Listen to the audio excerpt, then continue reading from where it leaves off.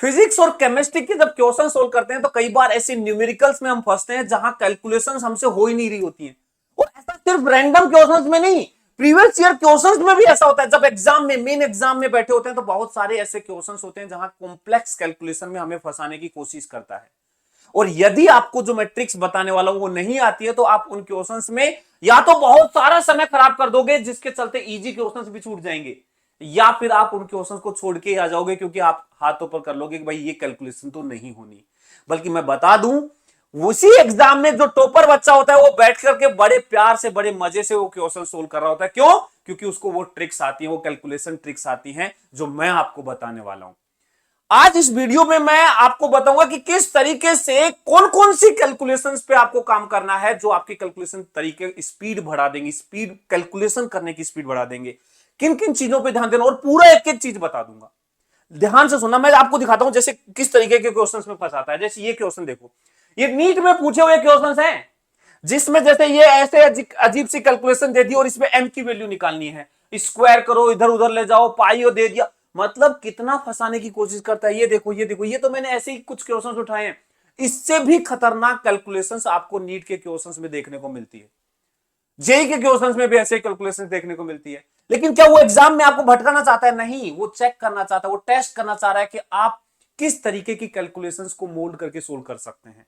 ये सारी कैलकुलेशंस बड़े आराम से सोल्व हो सकती हैं, लेकिन इसके लिए पता है कुछ सर्टेन पैरामीटर्स है जो हमें आने चाहिए। ये ही नहीं, बहुत, मैं सारी पूरे फिजिक्स केमिस्ट्री में जितनी भी कैलकुलेशंस यूज होती है ना वो सारी आपको सिखा दूंगा, टेंशन मत लो।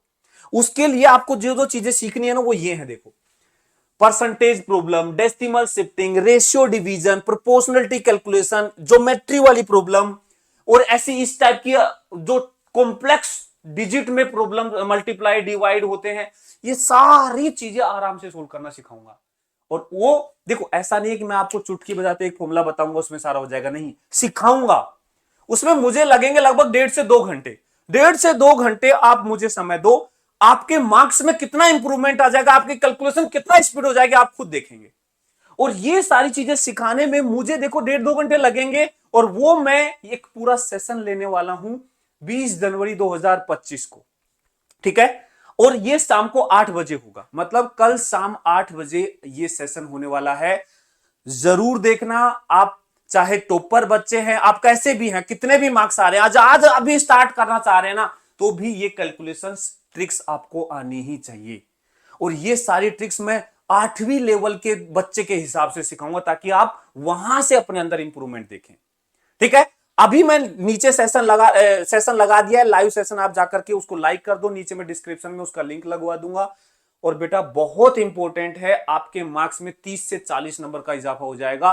सेम कॉन्सेप्ट, सब कुछ वो है, मैं तो सिर्फ आपको कैलकुलेशन के टेक्निक्स, सारी ट्रिक्स सिखा दूंगा जो एक अच्छा बच्चा यूज करता है, ठीक है। सेशन को लाइक कर देना, और मिलते हैं कल शाम 8 बजे लाइव, और मजा देते हैं सारी कैलकुलेशंस को। Bye bye.